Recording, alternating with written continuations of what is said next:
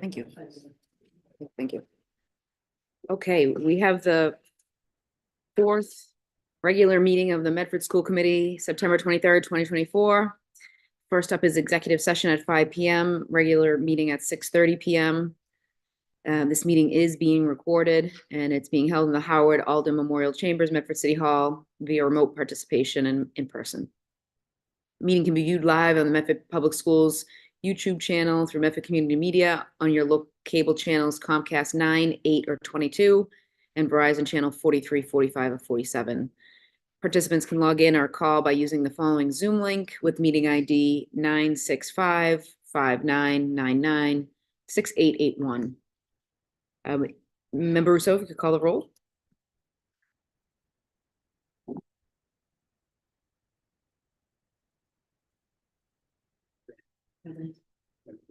Here. Here. Number 5. Here. Here. Present, 7 present, 0 absent. I don't believe any student reps are on just yet. It's 5 o'clock. If we all may rise to salute the flag. I pledge allegiance to the flag Of the United States of America and to the republic for which it stands, one nation, under God, indivisible, with liberty and justice for all. And we have executive session pursuant to Chapter 30A, Section 21-2, to conduct strategy and preparation with non-union personnel or contract negotiations with non-union personnel, specifically Assistant Superintendent of Curriculum and Instruction, Assistant Superintendent of Enrichment, Innovation, and Operations, Director of Student Services, Director of Human Resources, Elementary, Middle, and High School Principals, Executive Assistant, McGlynn Middle School Principal Stipend, Director of Arts Stipend, and Data Manager. Refer to Appendix A and Appendix B for the full list.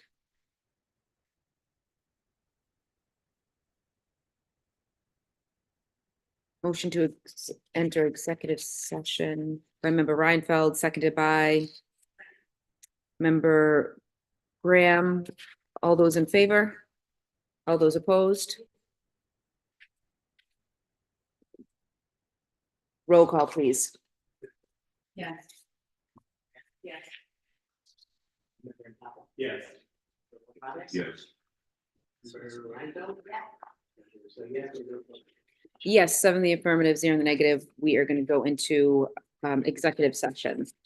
Oh, thank you. Yeah. Mine didn't print right.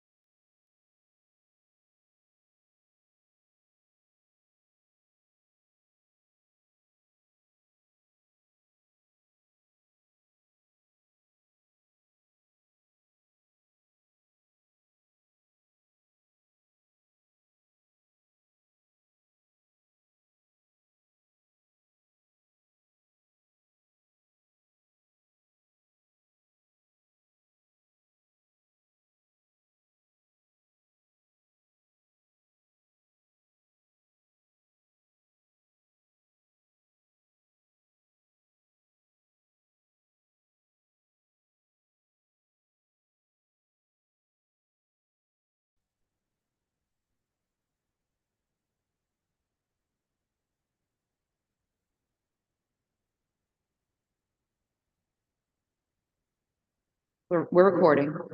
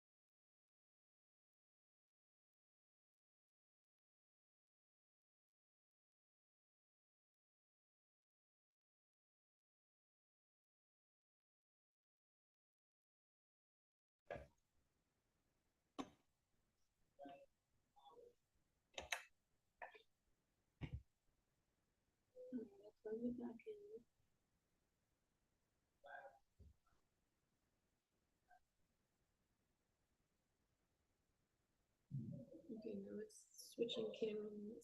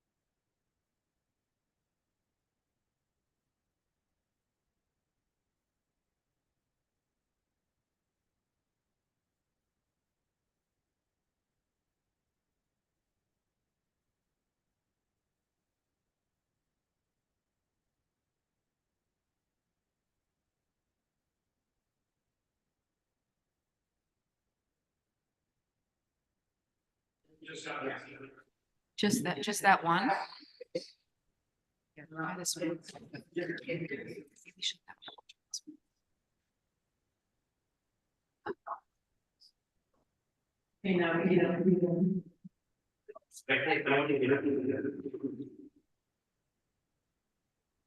Still don't have it.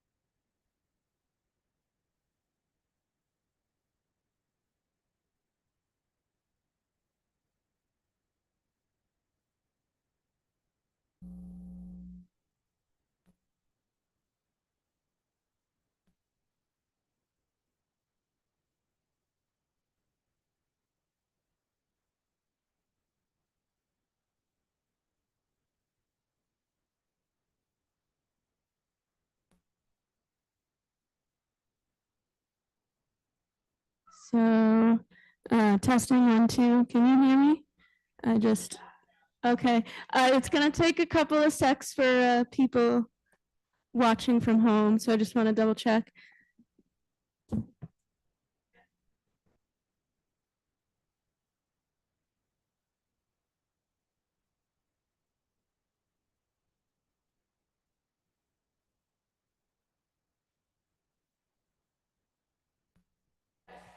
Hello? Hello? Yep. Testing. Is this still feedbacking? No, we're good.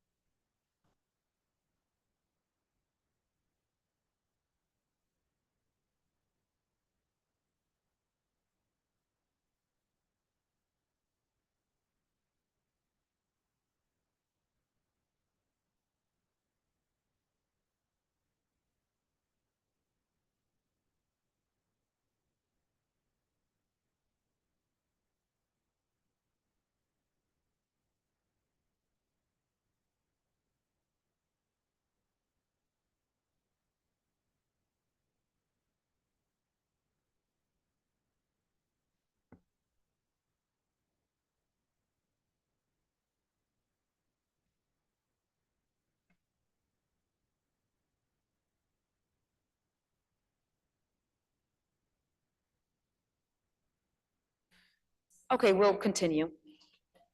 We're up and running. I'll turn it back over to the Superintendent of Schools, Dr. Edward Hudson. Thank you. Good evening, everyone. Welcome to our second school committee meeting of the academic year. We have seen so much social and emotional learning from our students inside and outside of the classroom compared to when we last met. I'm very excited to share the latest news involving our Medford school community.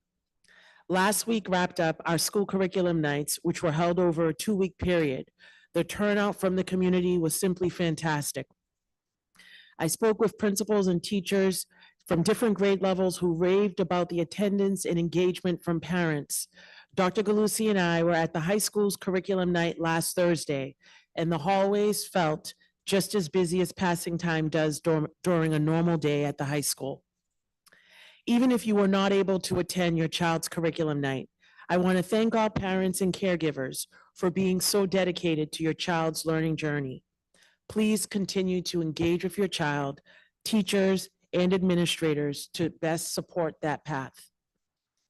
Last week also was our Medford Comprehensive High School Building Committee meeting that we met for the first time this school year.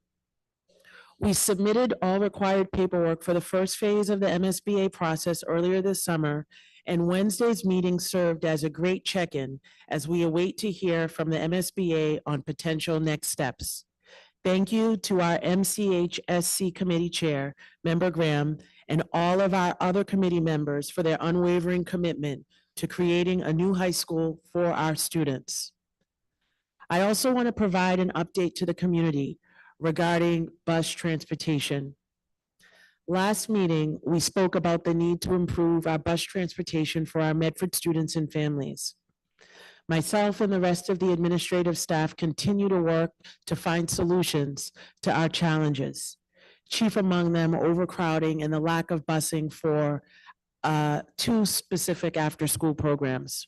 We spoke with Eastern Bus Company owner Chuck Winitzer again last week on Friday, this time in person, and he reassured his commitment to Medford Public Schools.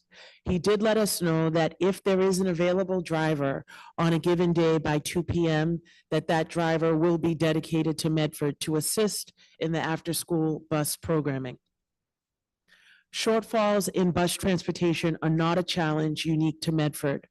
However, we continue to create solutions that best meet the needs of our community. For example, at the Brooks Elementary School, students in Sigma after-school program have individuals that are volunteering their time to monitor our students while they wait for the bus to bring them to their respective programs. While this is understandably a short-term solution, we want to thank all of those involved, including RSK, for sending Mr. Jesse. We thank everyone for their patience and their flexibility while we work through our transportation challenges. I'd like to reiterate that Medford is currently not being charged by Eastern Bus for the buses we are not using. So it is in the best interest for Eastern Bus to help solve this problem. Throughout the last few weeks, we have also explored alternative transportation options, including vans, coach buses, and other school bus companies to solve this ongoing challenge. I also just want us to pivot quickly because now we are talking about the beginning of fall. I want to provide an update from our school health department, which is working with the community and trying to keep all of us healthy during this upcoming flu season. So MPS Health Services is collaborating with Smiles by Rosie to provide in-school flu vaccination clinics for students. Consent forms will be sent home with elementary students, and parents of secondary students can expect further communication in the very near future. The school health department and the City of Medford Board of Health are also hosting a health services fair this Saturday from 10 to 1 at the Andrews Middle School. Stop by to learn important topics such as behavioral and mental health, health insurance, fitness tips, nutrition, and more. Attendees can also register for a free flu vaccine clinic that will be taking place. I also want to share some news from our vocational school. Our vocational school is ramping up their service to the community as we have settled into the year. Earlier this month, the Mustang Mall opened for business, operated by our business technology and marketing vocational students at the who run the Mustang Mall. This gives members of the community an opportunity to come into the store and stock up on your Mustang apparel, or you can also shop online.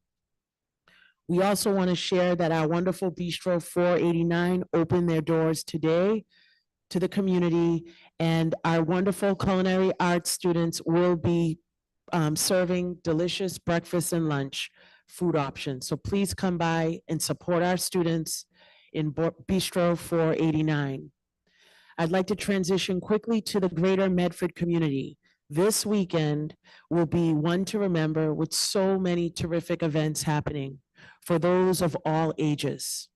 Run Medford Run will be held on Friday and Saturday. That's September 27th and 28th at Hormel Stadium, with the Kids Run and the High School Mile being held on Friday.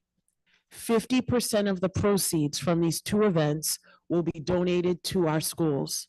There are also additional races throughout Friday night and Saturday morning.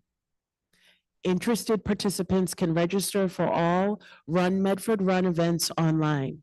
Thank you to Mayor Longo-Kern, Dave McGilvery, the Medford PD, and all those who are involved in planning and the execution of this fantastic event. After finishing up Run Medford Run on Saturday, head on over again to the Andrews Middle School for the previously mentioned Health Services Fair. Again, that's from 10 to 1 o'clock. Sunday will be another wonderful day full of celebration in Medford at Tufts Community Day. Join your neighbors, family, and friends on Sunday, September 29th from 11 to 2 p.m. at the Tufts University Academic Quad. Enjoy fun activities, live performances, free raffles, food and drinks while supplies last. This is a reminder that next Thursday, October 3rd, there will be no school. It is in celebration of Rosh Hashanah. Rosh Hashanah is also known as the Jewish New Year.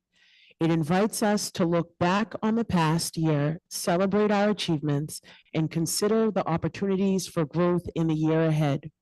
To our Jewish friends and all who are celebrating, I wish you a happy new year filled with health, joy, and peace. May this holiday inspire us all to embrace supporting each other in our journeys. Lastly, Medford Public Schools in the city of Medford will be hosting a ribbon cutting ceremony at the McGlynn Elementary School on Tuesday, October 8th, beginning at 3:30. Please mark your calendars. It's a time to celebrate the opening of our new universally accessible playground. Members of the public are invited to celebrate and, most importantly, play on the new playground following the ceremony. I do want to thank the Playground Committee, Dr. Peter Cushing, Mayor Longo-Kern, the Medford School Committee, our consultation and design partners, and all those who helped create this outdoor, universally accessible space for all. If you need a reasonable accommodation to attend or participate in this event, please contact the City of Medford's ADA Coordinator, Francis Noaget. A formal press release will be sent to the community later this week. So tonight, I am excited to welcome members of our City Year team and principal of the McGlynn Middle School, Mr. Nick Tucci, to hear about their experiences so far in Medford Public Schools. We'll also be hearing about a few grants that we are requesting approval from the committee. And those will be presented by our Director of Arts, Ms. Suzanne Fee, our Director of Student Services, Ms. Joan Bowen, and Dr. Cushing will be presenting on operations. Thank you. Thank you, Dr. Edward Vincent. Next, we have a recommendation to approve budget transfer for city year work. Mr. Gerald McHugh, come on up. Mr. McHugh is our former finance director and now our budget specialist, right?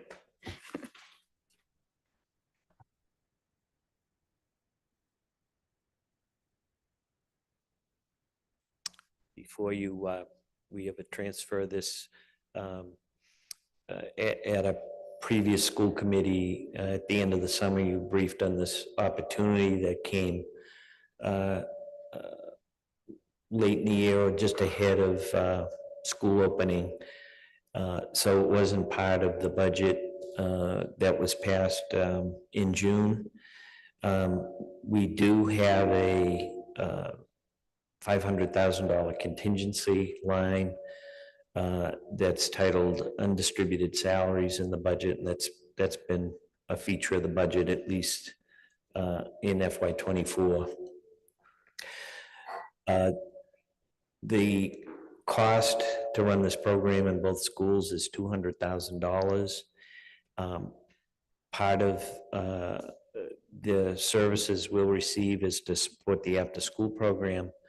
So I allocated the expense 65% in the school budget and 35% in the before and after school revolving fund.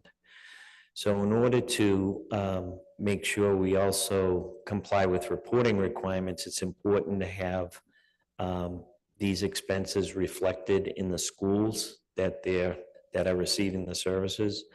That's how the state wants us to report school-based spending by school.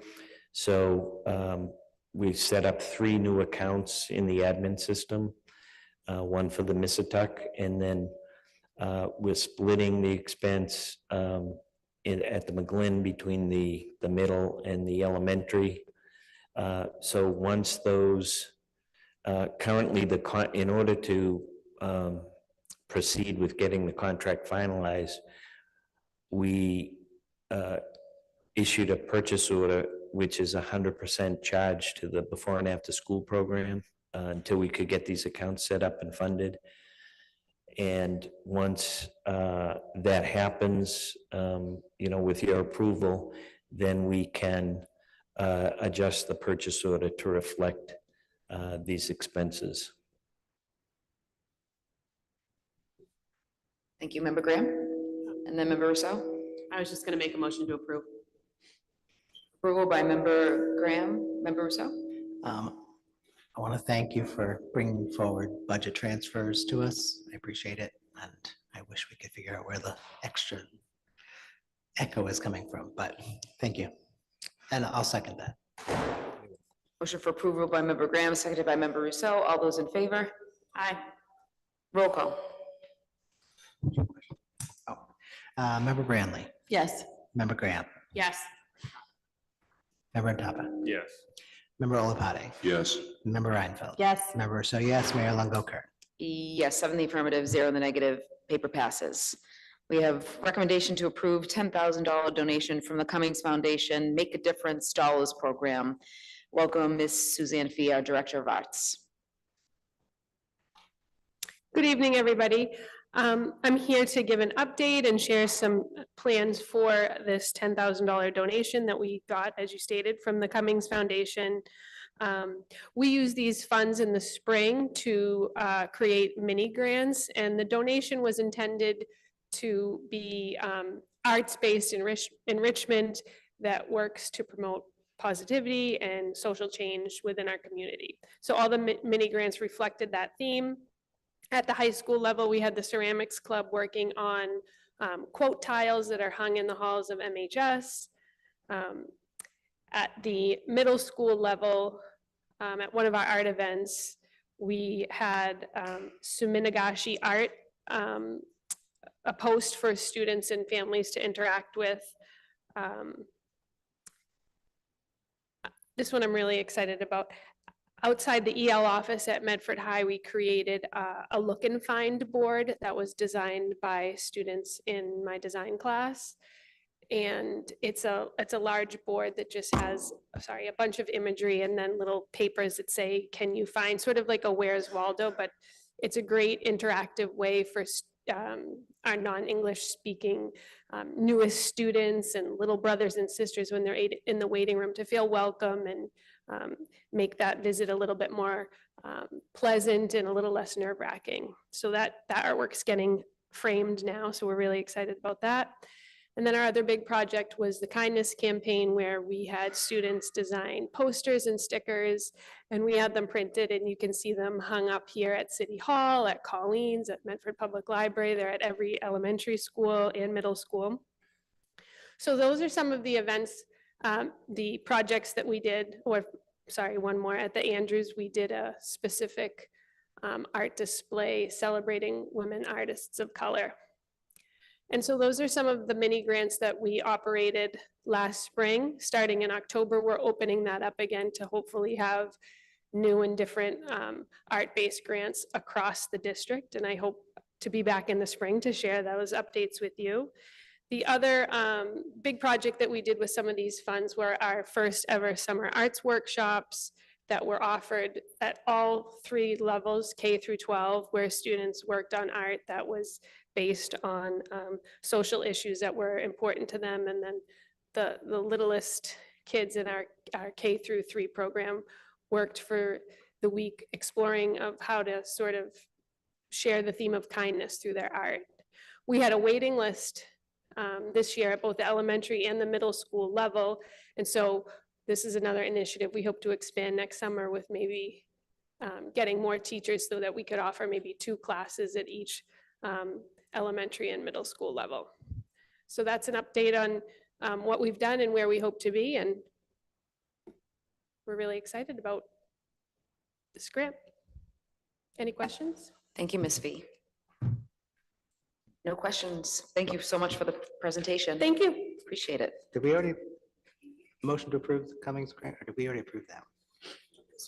Okay. Oh, so we recommend you to motion to approve. Is there a motion to approve on the floor? Motion. By member Rousseau, seconded by Second. member Intapa. All those in favor? Aye. We will accept $10,000. Roll call, actually. Thank you. Roll call. Roll call. call. Member Not Graham. yet, we won't. Yes. Member Graham. Yes. Member Intapa. Yes. Member Lapati. Yes. Member Reinfeld. Yes. Member Rousseau, yes. Mayor Longo Kern. Yes. 7 in the affirmative, 0 in the negative. Now we will accept $10,000. Recommendation to approve a $1,000 donation to Project Transition. Ms. Joan Bowen, Director of Pupil Services. Welcome. Good evening. One of our generous parents in our Project Transition program has donated anonymously $1,000 to be used towards students' programming, vocational opportunities, community trips, things of that nature. So we are respectfully recommending that the school committee approve this generous and thoughtful donation for the students of Project Transition. And for people who aren't aware, this is our program for our students 18 to 22. It's providing them with opportunities to volunteer, get jobs, real life situations. And then when they age out at 22, we're hoping that they're able to give back to the community. Some of our students in Project Transition also work at Chapter's Coffee Cart in the library. So it's a great way to get them into the community. And with this donation, the district would be able to offer them a few more opportunities like that. Thank you very much, Ms. Bowen. And we're sad to hear that Chapters is closing at the library I know. It's very sad. at the end of the month. Motion to approve. Second. Motion to approve by member Rousseau, seconded by member Reinfeld. Roll call, please. Member Branley. Yes. Member Graham. Yes. Member Intapa. Yes. Member Lapati. Yes. Member Reinfeld. Yes. Member Rousseau, yes. Mayor Longo Kern. Yes. Always. Thank you. Thank you very much. Please thank the anonymous donor for us. City Year Partnership Update, Ms. Monica Roberts, Executive Director of City Year, Ms. Erica Alvarez Werner, City Year Chief of Staff, and Mr. Nick Tucci, Principal of the McGlynn Middle School. Welcome. I'll turn it to you. Thank you. Good evening, everyone. Good to see you all again. I am again Monica Roberts, the Executive Director of City Year Greater Boston. I am joined by my team. Oh, the light is on. Yeah. Yep. Is that better? Okay, sorry, I'll start again. Good evening, everyone. I am Monica Roberts, the Executive Director of City Year Greater Boston. It's good to see you all again. I am joined by my team. I thought it might be helpful to see the faces on the ground who are working in our schools. So I'm just going to ask them to stand. Miss Kayla Tebow, who is our impact director, supporting the manager on the ground, as well as some other schools. And then we also have Alyssa David, who is working directly in the school supporting our AmeriCorps team. So hopefully you'll see their faces. And we're really happy to be joined by Principal Nick Tucci to talk a little bit about what's happening on the ground. So I just want to tee up the conversation today. I also happen to be my Chief of Staff, Erica Alvarez-Werner. She will share an update, and then we'll leave time at the end for questions, should you have any. Is this working? Can you hear me? Great. Thank you so much for the opportunity to present an update on our exciting new partnership with Medford Public Schools. Next slide. How do I? Oh, you're gonna do it. Great, thank you. I know you're familiar with City Year, but just as a quick refresher, City Year partners with schools to ensure student success. We recruit diverse young AmeriCorps members ages 18 to 25 to serve full-time as tutors and mentors and to provide whole school support. So our core members are all day from the beginning of the day to the end of the day, serving about a 10-hour day. And some of the ways we support schools is through academic tutoring, social emotional support for students, attendance support for schools, after school support, which we'll talk a little bit more about, and certainly that full-time support, adding capacity to classrooms where we partner with teachers. So we'll talk a little bit more about where our core members are partnered. You can go to the next slide.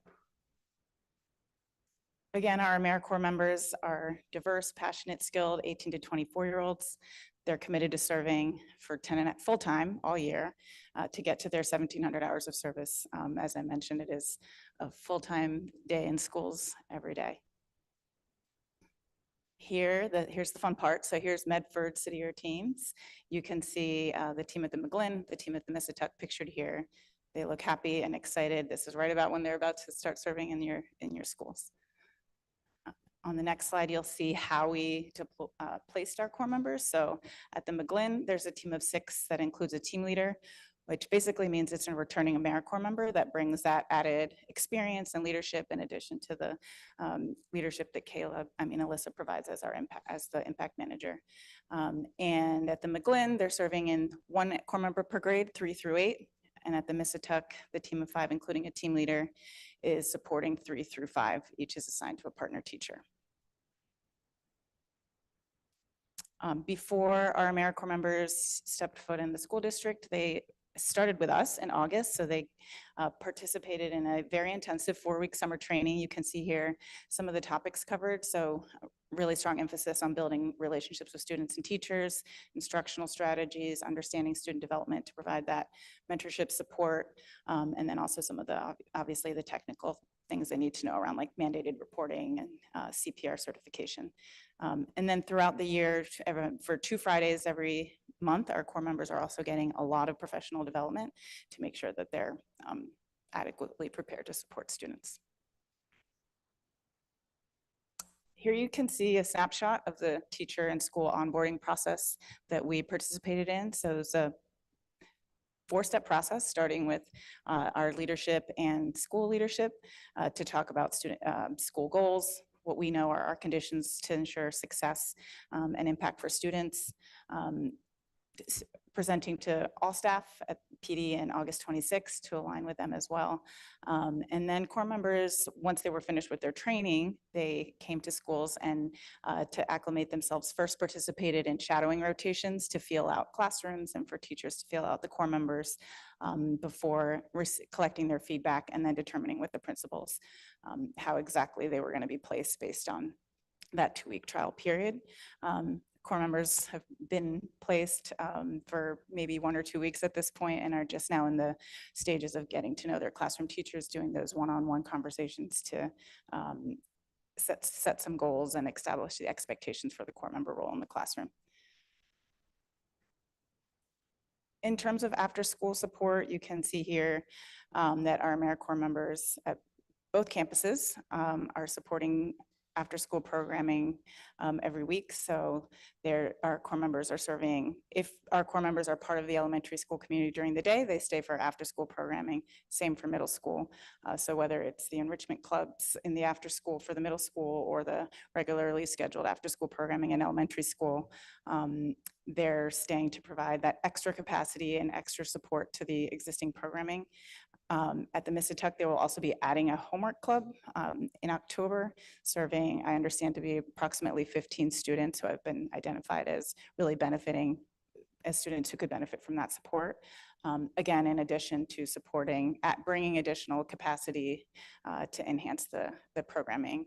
I know there's also the opportunity to work with school leaders on how this can evolve for perhaps the second half of the year and add additional capacity beyond what we're doing now. The priority now is to integrate into the existing programming and enhance the quality, and then hopefully expanding more in the second half of the year to address additional after-school needs.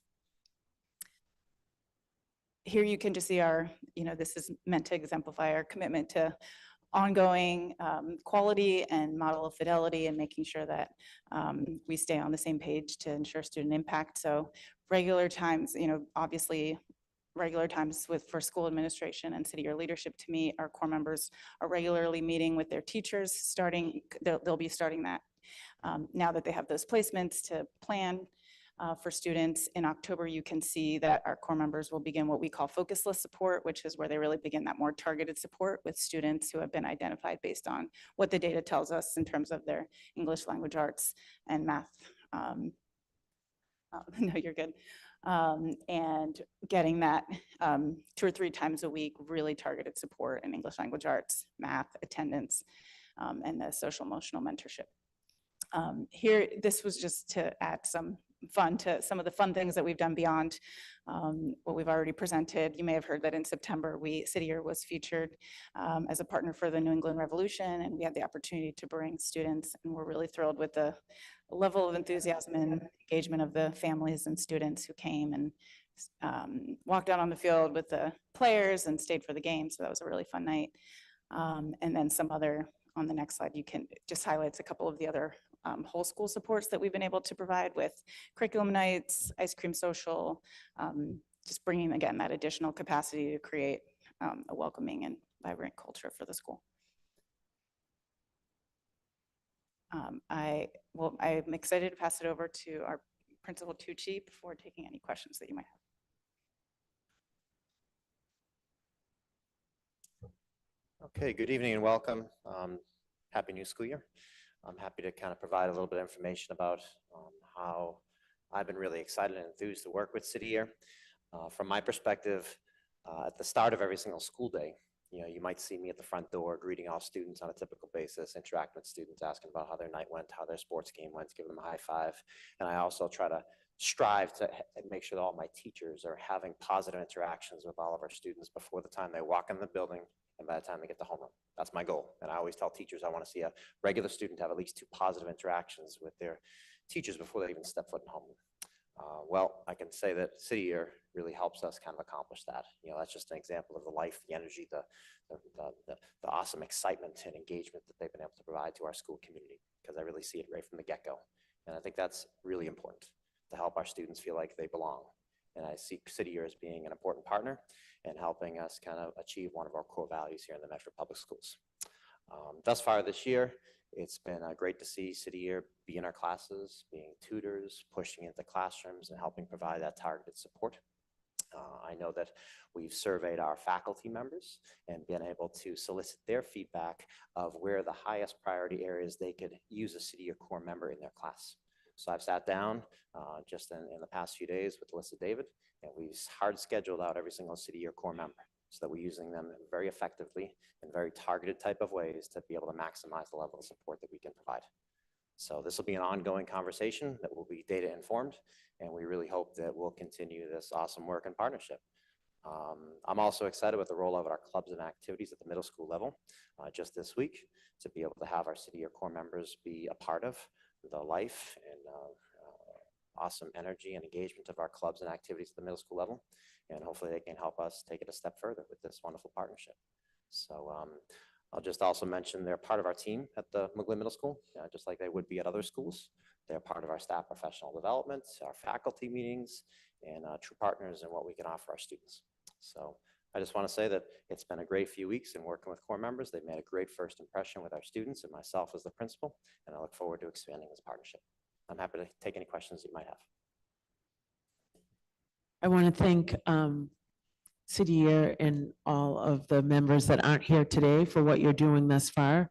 But Principal Tucci, I wanted to just ask you to piggyback specifically on one of our conversations about future educators and how you are mentoring and how you see that work potentially. Absolutely. So I know a lot of our core members, some of them are really interested in potentially jumping into the field of education. And this is important for the Medford Public Schools to be on the cutting edge to be able to capture the best and brightest educators that have a lot of energy and excitement. And if we're able to work with our city or core member partners to be able to develop them and nurture them and hopefully put them under our wing to be able to help to turn them into maybe future educators and become Mustangs themselves.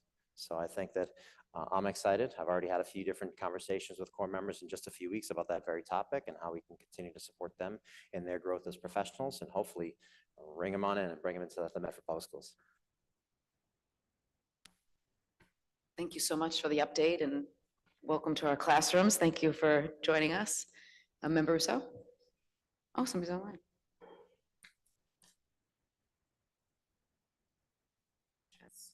Jess, name and address for the record, please. Jessica Haley, Forlock Road. I just want to know, are we going to be notified, like if our child's working with someone from City, like one-on-one, will we be notified of that?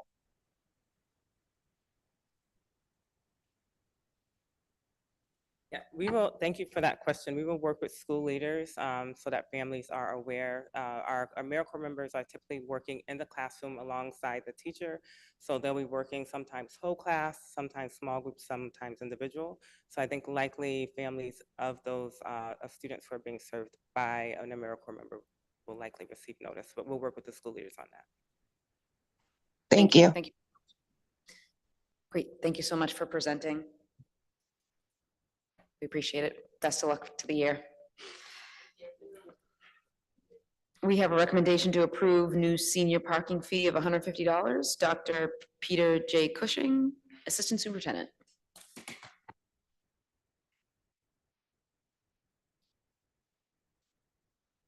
Good evening, Madam Mayor, members of the school committee. Thank you for formally hearing this proposal and went back with school leadership. There are some students in the audience, president of the class, who may also want to speak on it as well. It is, I will say, it is mislisted as a senior-only parking fee. This would be a parking fee at $75 to park that would benefit. It would go straight to student hardships, student events, and the $75 for seniors in addition would be to paint and decorate their personal parking space, as many high schools do. If they so chose just to drive the car and not park, it would be the $75. If they so chose to paint and decorate their parking space, which really adds a lot of color and a lot of fun to school parking lots that I've seen it in, it would be $150. That would also go directly toward the senior class. That part of this would go directly towards the senior class as a fundraiser to help offset things like their prom costs, to offer students, again, seniors, hardship waivers and things along those lines. I do have members of the senior class too to speak on it if the committee would so like to entertain any questions, but happy to answer any as well. So Dr. Cushing, thank you so much for listening to the school committee 2 weeks ago and taking some of our ideas back and working this out. So just so we have it straight, $75 for any parking spot, but any senior could also pay an additional $75 to paint their spot. So we'll have ground art. Yes. Yes. Okay, students, would you like to come up? Actually, just real quick, just so everyone knows, in looking at parking fees for area schools, they range between $40 and $150, just so that everyone is aware. Dr. Cushing, before you step away though, are there schools where there's no charge? In all honesty, not that I saw, but I do also know that there are some schools that don't allow parking, such as Somerville High School. Okay. And yes. Thank you. Come on up, name and address for the record and welcome. James Casey, 835 Fellsway West. Gio Russo, 132 Grant Ave. So I'm senior class president. And I'm senior class vice president. And so just to restate what was just said, the original $75 is just to park in general for any grade level, anyone who parks at the school. And that will go towards hardships and like bus passes, events, field trips, as well as student activities like the pep rally and other community events. And then where I come in for the seniors, the additional 75 is to paint your spot for the year, and that will be your spot. And those funds will be used for class activities such as prom. We hope to get senior t-shirts, and this will just be like a fundraiser for our class. Oh. Where's it? Oh. It's just a fun activity. I know a lot of other seniors have requested it, so by like popular demand, we want to just see if we can get this approved. Yeah, we had our first meeting about it in the spring, like to try and, we had a meeting with Principal Cabral and Ms. Fridas Haley. They were really on board with it. And as I said, with other public schools charge for it, we found as little as $40. Some schools up to $300 to park for the year. So we found kind of a good medium at $75. And I think the most common concern was like, we understand that paying for parking may come as a hardship to some students. And the school is willing and prepared to like support students and ensure that every student who drives is able to acquire their own spot and be able to assist students that need it. Yeah. Sounds great. Thank you. I think you could even maybe have some donations from community members that want to paint too. Member Olapade?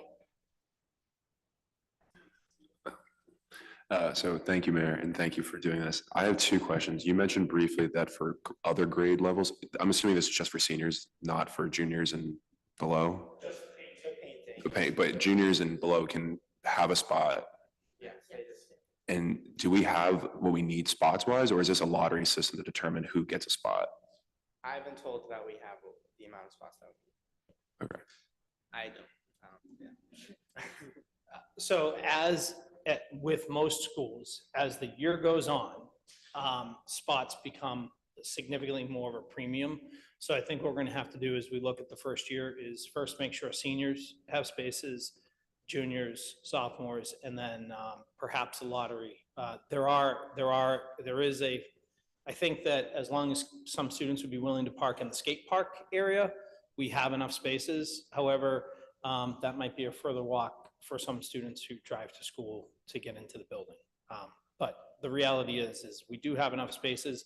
It's just those prime spaces in the front of the building and on the side of the building tend to fill up as more students get their permits and then their licenses.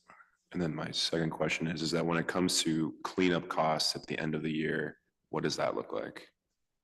So the spots are simply painted over for the next year by the next group of students that would come in. And if a space is not painted, then that senior from the class of 2025 will have a legacy until it is painted over.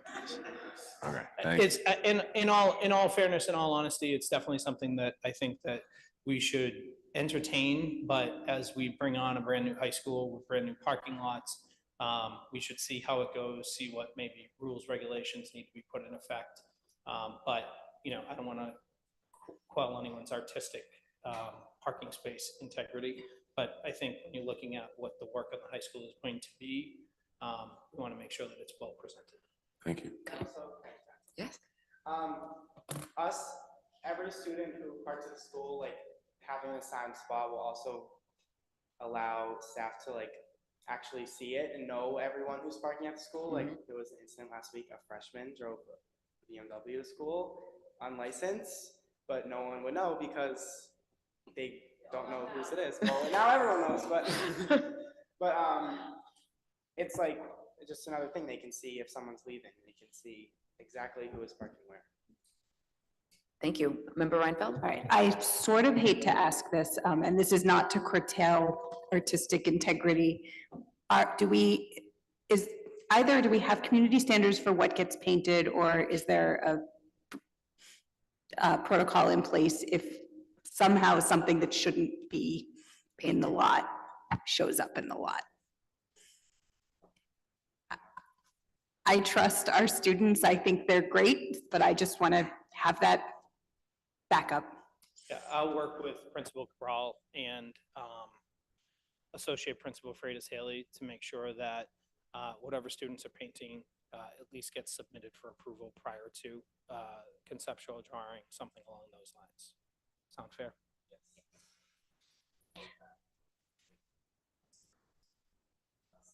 Yeah, I'm not a fan of censorship. I just wanted, things can happen. Yep. Member Rousseau, then Member Branley. I would recommend that whatever community standards are developed, that first of all, they're written down and then they're passed by our attorney, because students do have a First Amendment rights, although it's slightly different.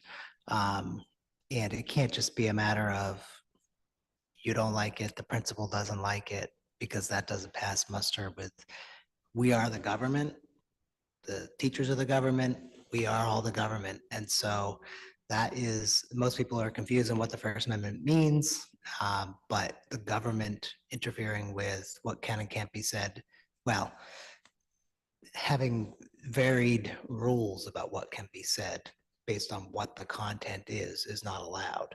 So, you know, somebody wants to do a rainbow flag here, that's probably fine. But then you go to certain places in this country and the same rainbow flag might get you, you know, expelled.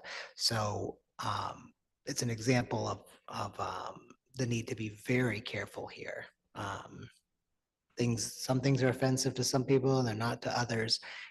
And it is not going to be up to the school to decide what's offensive and what's not. So I think that's a danger here, I think, that is deeply concerning for me. I don't know that we have thought that part out. It can't just be that the principal doesn't like it, or you take a vote of administrators. Those are not options. So having clear, explicit guidelines ahead of time, not afterwards, ahead of time, where you can say, here are the guidelines, and from the guidelines, any rational person could say that's in or out of bounds. That's how you avoid a First Amendment case here. So I'm going to guess that other schools that have the painting thing have already been through this, probably didn't get it done beforehand and then had to deal with the consequences. But we really should find out what other districts are using for guidelines, the exact language, and see if we like any of that. Because that does worry. It'll just eat up huge amounts of resources and time and lawsuits, God forbid. But, you know, lawsuits cost a lot of money. So I'm very worried about that. I'm also, I'm not concerned about the $75 to paint. I'm concerned about the $75 to park. And I know that it was mentioned that we would set some money aside to help kids that couldn't afford it, but as some of you have heard many times, okay, not all of you, there's a lot of new members here, so most of you haven't heard a lot of the things I've had to say. But, you know, by the time you're in high school, if you don't have the resources, you're not asking for help. That's not how it works. When you spent your childhood being aware that you don't have the resources, you've learned to just stop asking, because that's not for you. That's for the kids with resources. So I'm opposed to charging $75 to park. The $75 to paint, I'm still open to that. Thank you. Thank you, Member Rousseau. Member Branley? I just want to piggyback what Member Rousseau said about making sure that we have guidelines. I believe my favorite word here is being proactive. So if we can just be proactive to protect you guys, to protect us, obviously, as a district. And then I'm just also curious, with the paying, obviously you're paying, if you're not paying, you can still park at school. You're not parking at school at all if you don't pay. Correct. Okay, so that's obviously going to be told to everybody that's parking is going to understand that if you don't pay $75, you can't park at school. But as Member Russo said, you know, this is, I think, one of the reasons why I was presented at 75 and 75 is I am very understanding of community's feeling of fees in general. And so while I think that the high school leadership is really looking for a way to be able to provide for students in a way that's more readily available. You know, I also, having worked with this group for the better part of the last 6 years, do understand the position on fees across the board. And it's something I'm very sensitive to. I also will make sure that the community standards are well vetted, cross-referencing multiple school districts, as well as being vetted by Attorney Greenspan prior to that piece of this moving forward. So in theory, the $75 parking fee, if approved by this body, could move forward. And then the second piece could be for the seniors as we wait 2 or 3 weeks to develop and vet properly those community standards that are respectful of the First Amendment within the realm of the schoolhouse, to use the Supreme Court's words.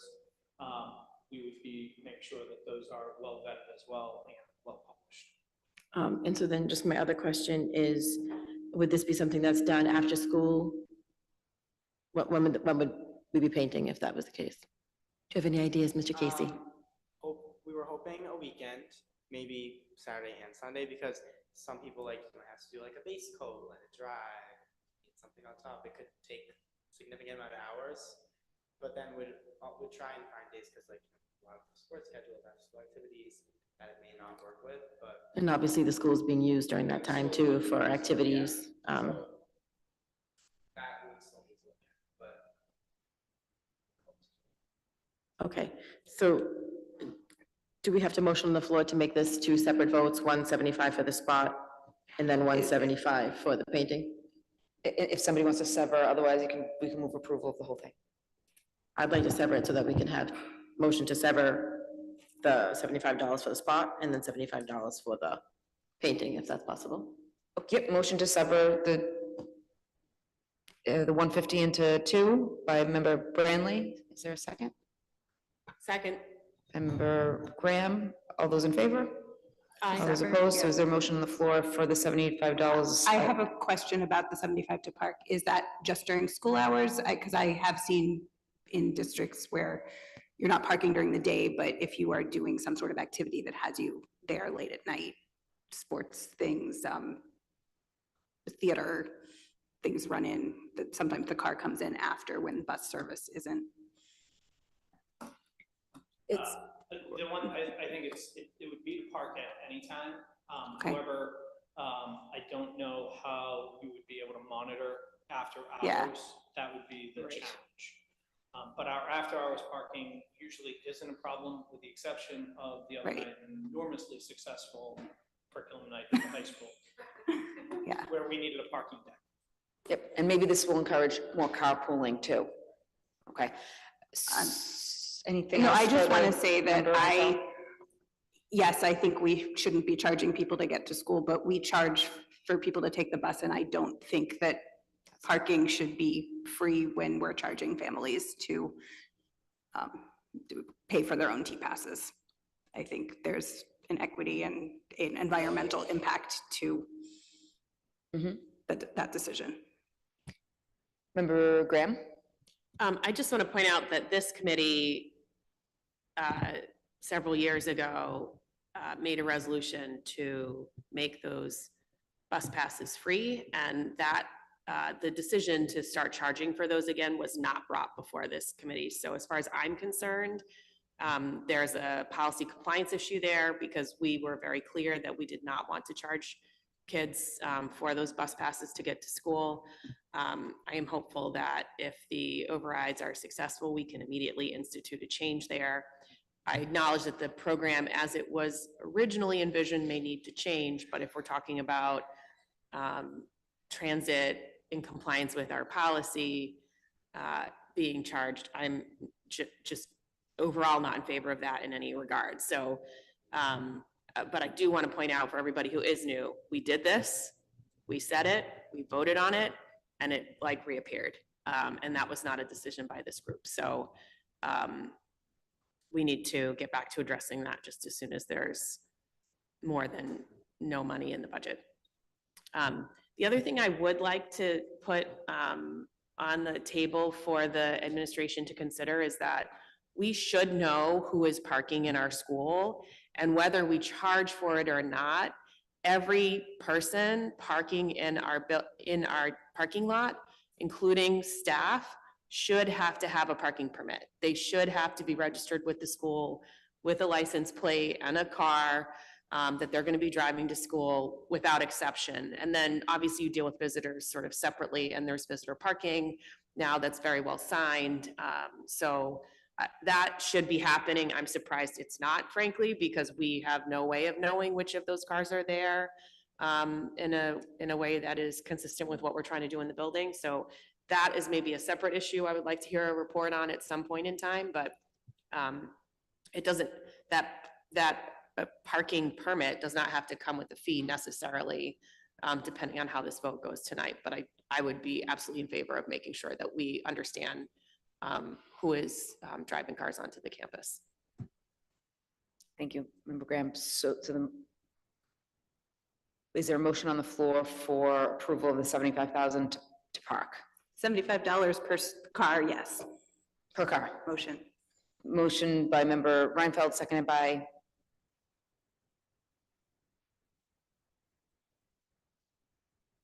motion for $75 to park. Is there a second?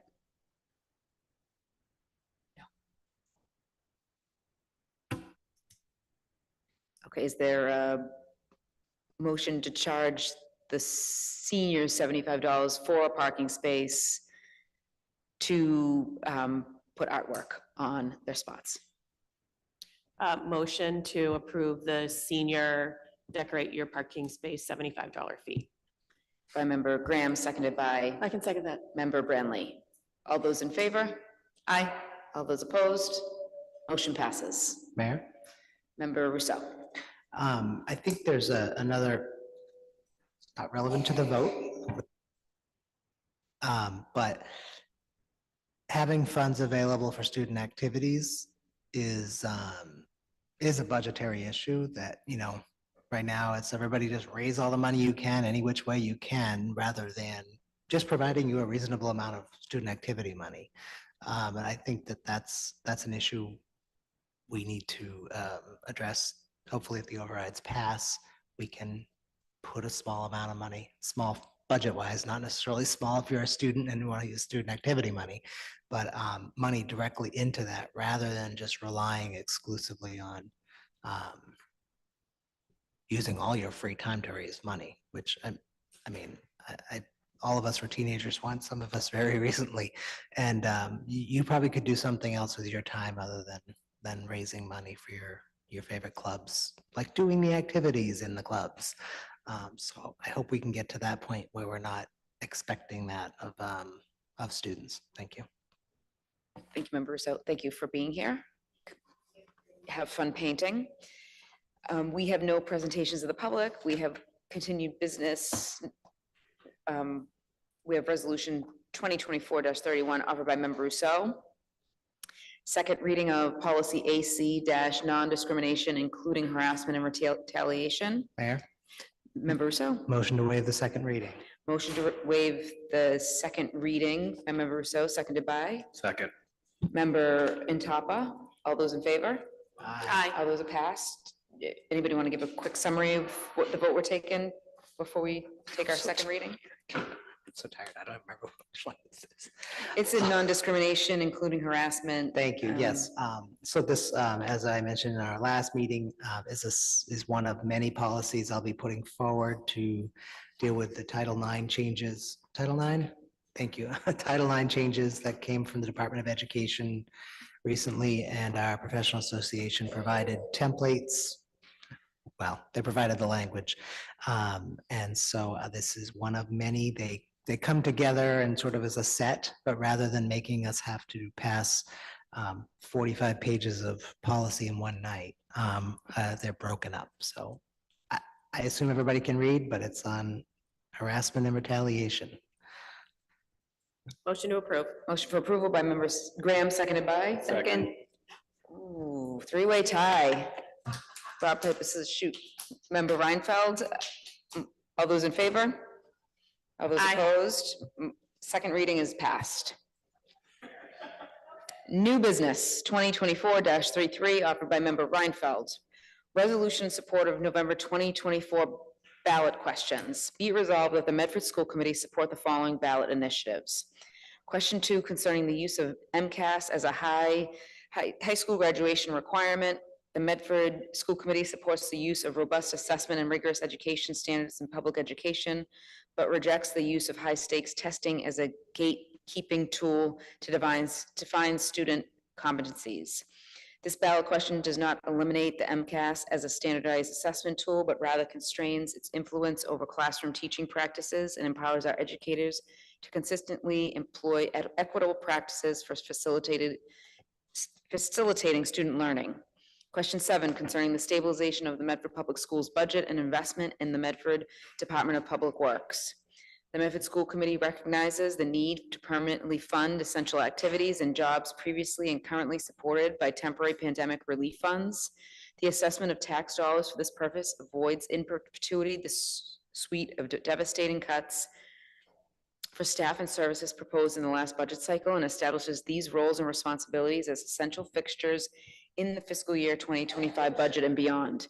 In addition, the Medford School Committee believes that timely and effective maintenance of the city's roads and sidewalks is essential for students and staff safety. Increased staff capacity within the Department of Public Works improves accessibility and expands transportation options for all members of the school community. Question 8 concerning the expansion of educational offerings and services for the Medford Public Schools.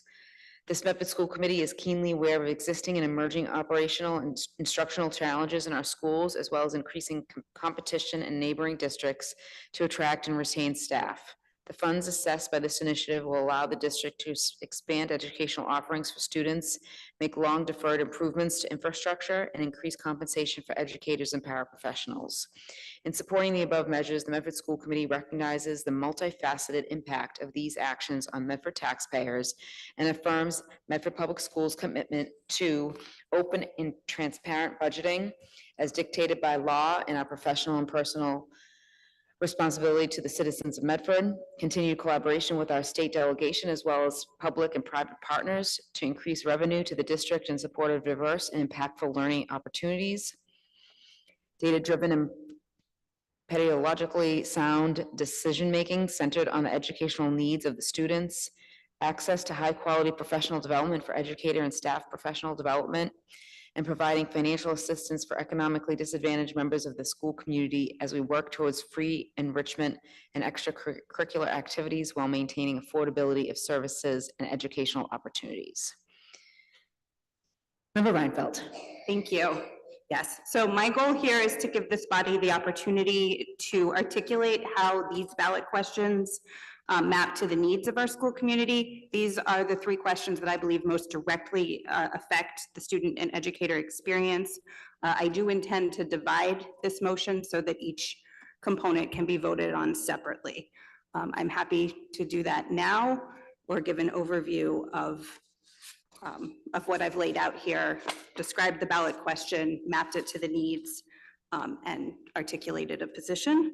I'm happy to note, right, question 2 is about eliminating the MCAS test, not as a required assessment, but as a graduation requirement.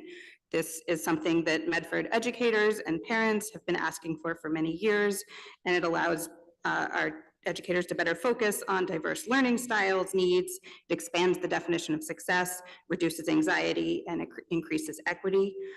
Question 7 is a direct response to the budget crisis that we saw last spring. To replace those one-time funds, we all, I assume, remember how devastating the $2.7 million worth of cuts, plus the $2.2 million that we didn't even identify what those would be. So that's ballot question 7. Along with the Department of Public Works, we've spent a lot of time talking about transportation and how there are not necessarily viable alternatives for our families and students within certain distances. Some of that is on busing, which is also addressed by the ballot initiatives, but also on street and sidewalk repair, which makes safer environments for everyone. And then question 8, I think really addresses the challenges, these underlying challenges that we have seen come up, right? We heard enrollment in the arts is low, and it's not because students don't want to be taking arts, it's because they don't have room in their schedule. Many people enrolled in vocational programs aren't able to take the AP courses that will assist in that. And so I just found out that my 4th grader in taking, starting an instrument is probably going to be missing art class or science class every week. And that's a problem. And so we need to expand what we offer. We probably need to expand the teacher workday, the student learning opportunities. We are at the state minimum for how much time students, instructional time students have in class. But if we're going to ask people to spend more time in the classroom, we have to pay them for that. We found out how low many of our stipends are. We have been hearing for years about competition with other districts. And so that is question 8. And then the final section of this motion is an acknowledgement that this doesn't solve all the problems. We are still committed as a body to working to make sure our students and educators have what they need. So I welcome edits or additions from my colleagues, and I really appreciate the opportunity to articulate how these 3 ballot questions impact our students. Thank you, Member Reinfeld. And Member Branley? So I just have a question on number 2. If we eliminate the MCAS as the standard, then what are we using as a requirement for competency to graduate? So it moves to the district to define student competencies. So what's our definition? So The school committee does have graduation requirements outlined in the handbook. Yeah. Okay. Yeah, it says this test is not the key thing that says yes or no, you graduate. Member Rousseau? I also, I was talking to a friend who lives in Cambridge about this question, and it was interesting because she's a highly engaged voter, an attorney. She had read the actual state packet. There's a little booklet, the booklet that comes out and explains it, and she had read it, and her impression was that it removed the MCAS. And I haven't received mine yet, so I haven't read it yet, so I don't know what the language is exactly, but I think it's such an important thing. We first of all, in Massachusetts, cannot end. If it's not MCAS, it has to be something else, because the federal government requires that we do this testing. The federal government does not require that it be a graduation requirement. So we could not, the state could not end MCAS. I mean, if they did, they just have to institute something new and give it a new name that would be MCAS. So I think anybody who's afraid that we're going to stop being able to compare Medford to other districts, if that's something you want to do and you want this one test, you'll still be able to do that. But it does mean, and it's talked about as if it's not a common thing, but it does happen where students are excellent students, they are engaged, they get great grades, but they are, for whatever reason, just incapable of passing this test. They cannot get a diploma in this state, which is insanity. Teachers assess their students all the time. And if the professionals with masters and PhDs think that this student is competent, I don't know why that isn't good enough, rather than a test that was written by, frankly, not educators in some offices somewhere in, well, I don't, did Desi move? I don't know where they moved. That they're the wrong people to determine that this person is ready for graduation. And before that, before we had the MCAS for requirements for graduation, we were still at the top. Massachusetts as a whole was still at the top for education. It's not like the MCAS made us number 1. We were number 1 before.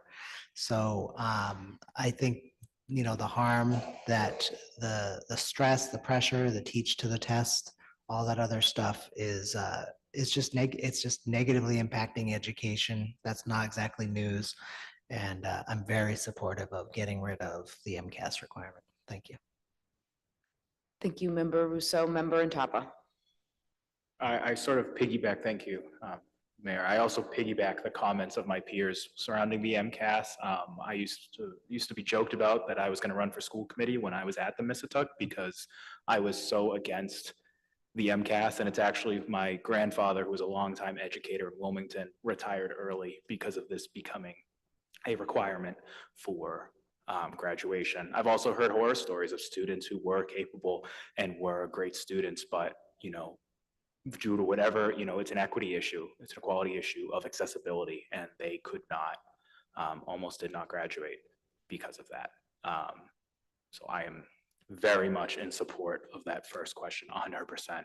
Of not, I was able to afford higher education because of the MCAS, because I was able to get a scholarship because of it. So I'm very fortunate and privileged that that was a thing. So yes, the unfortunate misconception that we're just getting rid of it, and like what happens if we get rid of it?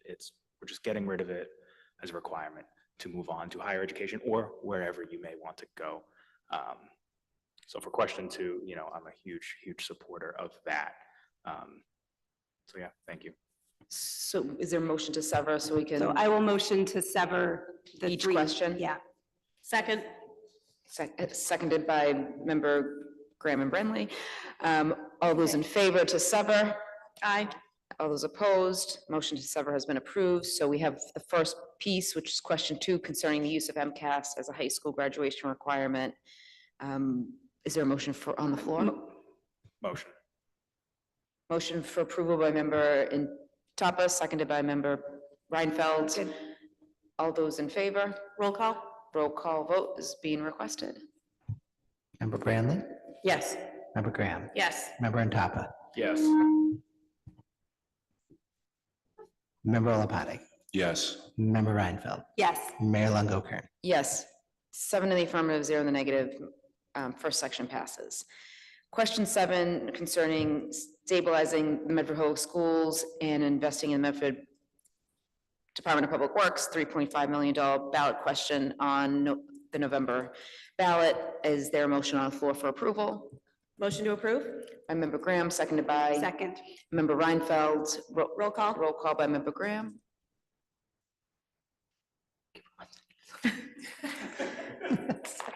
A lot We needed going on. Wheaties this I morning. need a giant screen, but then nobody be able to see. It is, okay.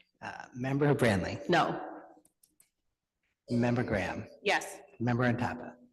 Yes. Member Olopati? Yes. Member Reinfeld? Yes. Member Rousseau, yes. Mayor Longo-Kern? Yes, 6 in the affirmative, 1 in the negative. Motion to support question 7 on the ballot for $3.5 million override passed.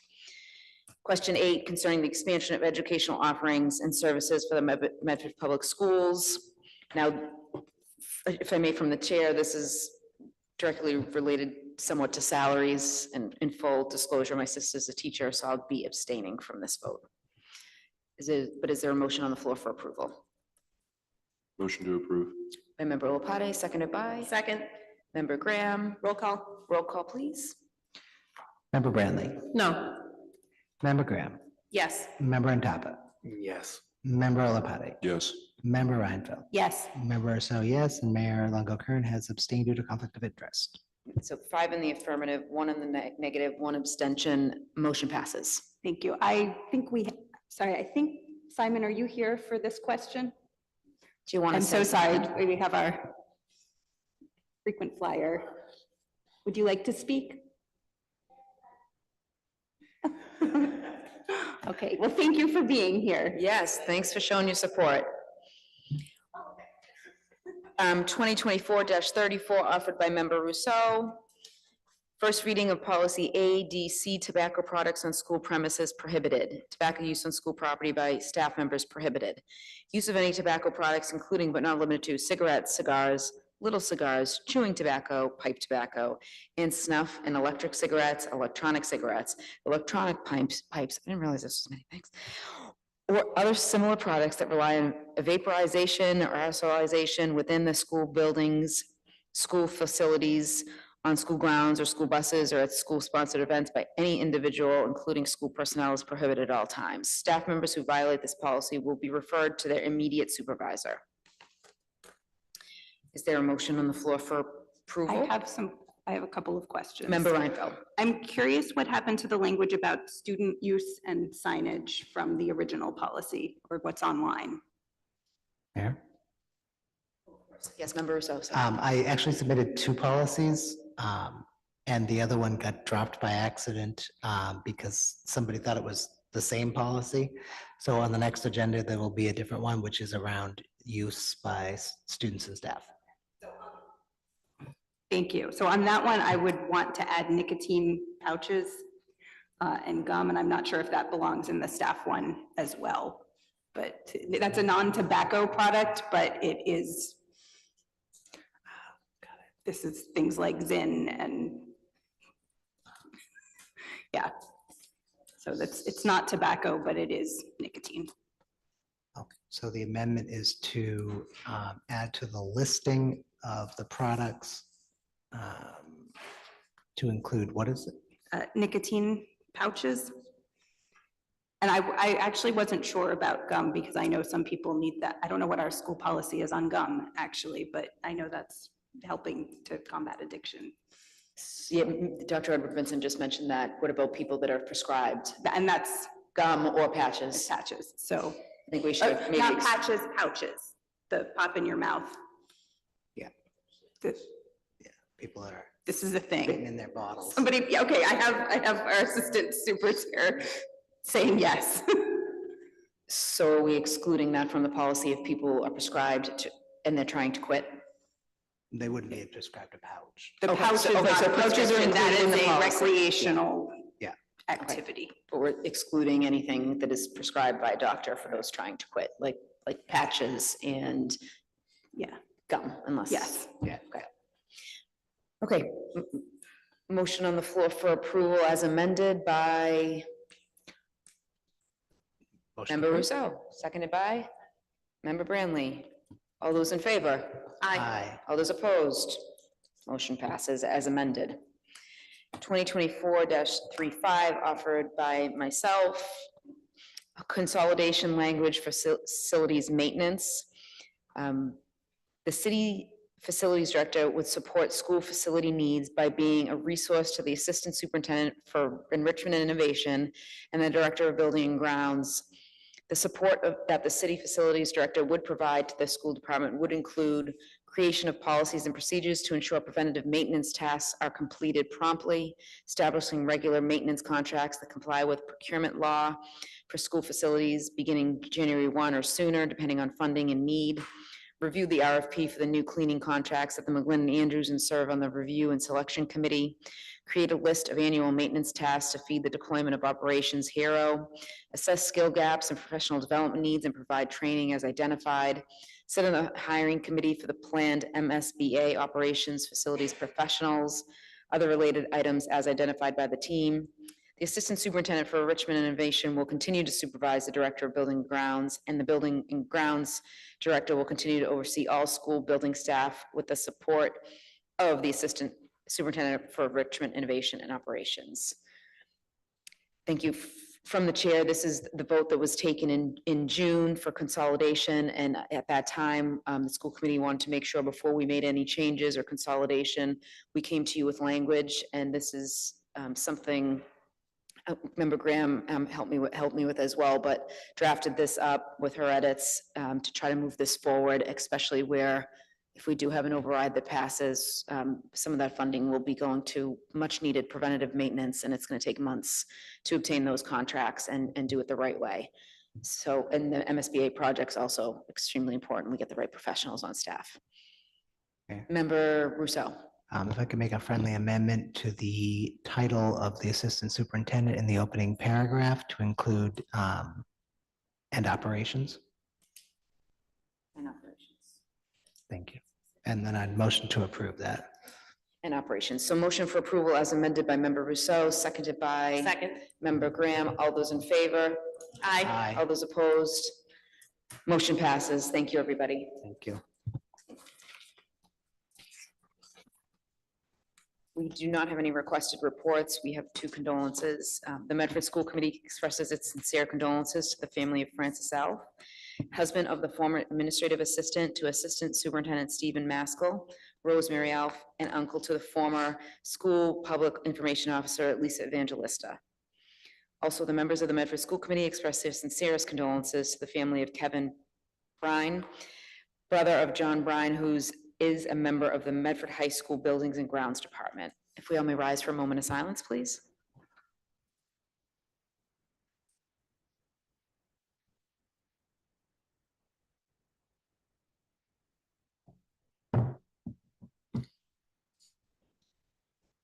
Our next regular meeting will be October 7th, 2024, here in the Alden Memorial Chambers, Medford City Hall, in addition to Zoom, and we will have a committee executive session meeting beforehand to finish our work from this evening. Is there a motion to adjourn? Motion to adjourn by Member Second. Brandley. Before the roll is called, just keep an eye out for all the amazing city, and I'm sure Superintendent mentioned the school events that are coming up over the next several weeks. And the first one up is Run Medford. Friday night is for the students, the kids, that will be at Hormel Stadium for 2 or 3 hours. I hope you all stop by. And Saturday is a 2-mile walk, a 5K, and a 5 miles. So if you haven't registered, please do so. Get in shape. It's hopefully be a beautiful weekend. Motion to adjourn by Member Brandley, seconded by Member Ross.